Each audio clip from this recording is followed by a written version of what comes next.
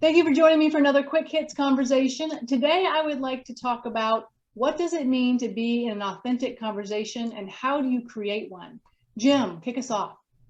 Sure. So I had a sales call this morning, and that felt like a very inauthentic conversation, Mm. in part because he was talking. I was a little distracted, honestly. I wasn't quite listening, but he wasn't listening either, Mm. and it felt completely scripted. So I think there's sort of three things that needs to happen here. One is you need to be open and honest, right? The second is being spontaneous is helpful, not Mm. essential. Mhm. And the third is everyone needs to be listening to each other, you know? Mm. And I think that that helps a lot. Philip, what did you think? I agree with Jim. I think that I think trust and attitude are kind of foundational elements. If you're trying to create authentic conversation, to your earlier point, we were all busy, everybody multitasks, that type of thing. So you have to overcome that. And I give people credit. I think many people can sniff out, if somebody's being a phony, and I think they can also sense if someone's being authentic. But that can also be difficult on first impression. So anyway, I think you need to be authentic with yourself first, and have some self-awareness.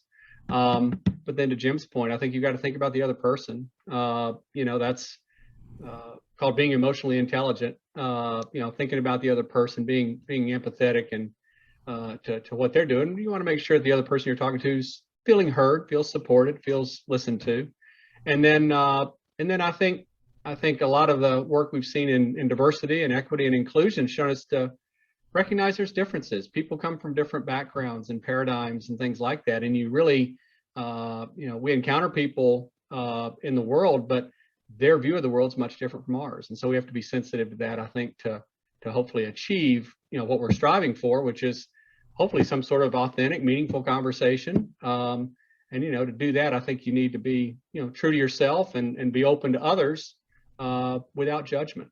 Is there a safety aspect to it? Like, do you have to feel safe in the conversation for it to be authentic?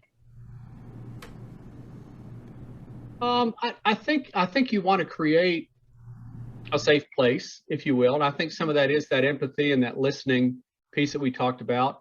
I think of 3 Bs. We've heard of 3 Bs in a lot of different things. For me, in this context, I think it's to be open and to try to be honest and to be kind. Kind of a little bit of a lost art is being kind. I think so much of the communication we see nowadays is so confrontational that we've lost that little piece of it. So be open, be honest, be kind.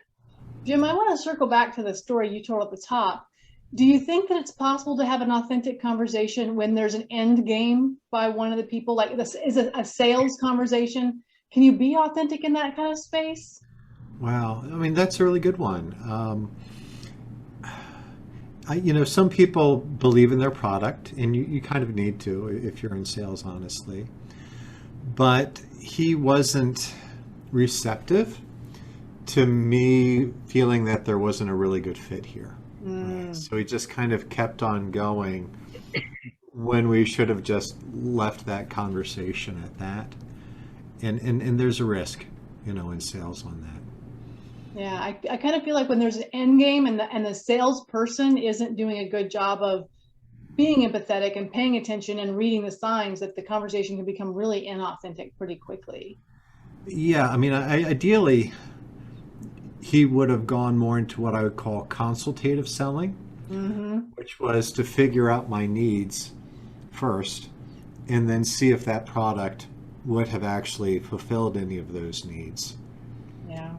And being in a service providing role, I really feel like you can't sell a service by talking about it. You can only sell a service by actually doing it and letting somebody experience it. And then you can have an authentic conversation of whether they need that ongoing or not. yes. I think the best salespeople are those who, do spend that time and that consultative approach to try to understand what are the other person's needs? Do they need what I'm selling? And if the Can answer that be inauthentic? Can it feel creepy that someone's trying to like get in your space because they're trying to sell?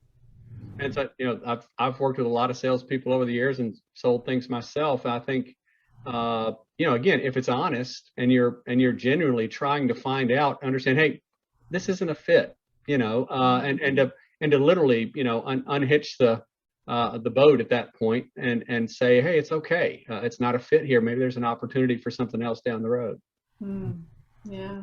So then that begs the question, how do you create an authentic conversation? If you're purposeful about it, what kind of tips or advice or steps might we be able to give about how do you create an authentic conversation? Well, I would do this. My grandfather was a lifetime United Methodist minister. And he used to say, give me 5 minutes and I can find something in common with anyone. I've always remembered that. I like to think I'm a naturally curious person.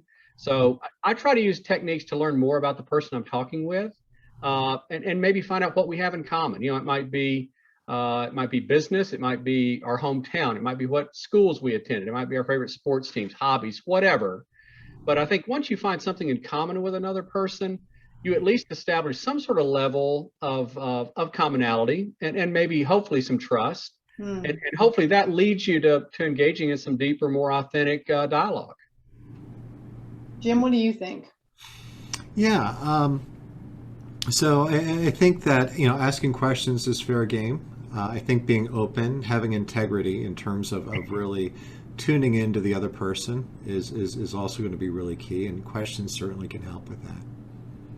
I think open-ended questions are a good tactic to utilize. You certainly don't want to ask a lot of yes, no answerable questions. The more open-ended you can be allows the other person to talk, and hopefully allows them the opportunity for you to listen, hopefully carefully, and find that common ground. Yeah. What about vulnerability? Well, you have to have trust to have vulnerability. Yeah. But I think one of the real issues that we run into more and more now is just being present in that conversation and not multitasking either physically or mentally, in terms of being engaged in another conversation that no one's going to be able to tune into. I think that can happen quite a bit. I think that's, I would agree. I think the best conversations are certainly face-to-face, and ideally they're in person. But I think, as we all know, thanks to the pandemic, a video call like this one's the closest approximation nowadays. Unfortunately, it's harder to read body language when you're in that two-dimensional world of Zoom or Skype or Google Meet or whatever technology you're using. And that doesn't even get into email, text messages. Those are different. Those are, certainly different communications. And I don't even think those really represent a real conversation. I was going to ask that. True. Can you have an authentic conversation via written medium? It's one of the hardest things, because I think you can't capture tone. You can't capture nuances of communication in those environments. Telephone calls are better. But I'll also tell you, I'm a little older, but I mean, folks who are a lot younger than I am, they don't want to talk to people on the phone. They want to send a text. They want to send an email. They don't want to talk on the phone. Yeah. And so Zoom calls get closer, but there's nothing like a face-to-face conversation. But I know one of the challenges in my agency life was, getting younger account people or younger PR folks on our team, to either pick up the phone and call an older client or to arrange for a face-to-face meeting. It just petrified them. They didn't want to do that. It's true. Yeah, I've actually heard about sort of kids in their 20s and early 30s now not ringing doorbells anymore, because the new protocol is to send a text message so that they know who it is that's ringing the doorbell.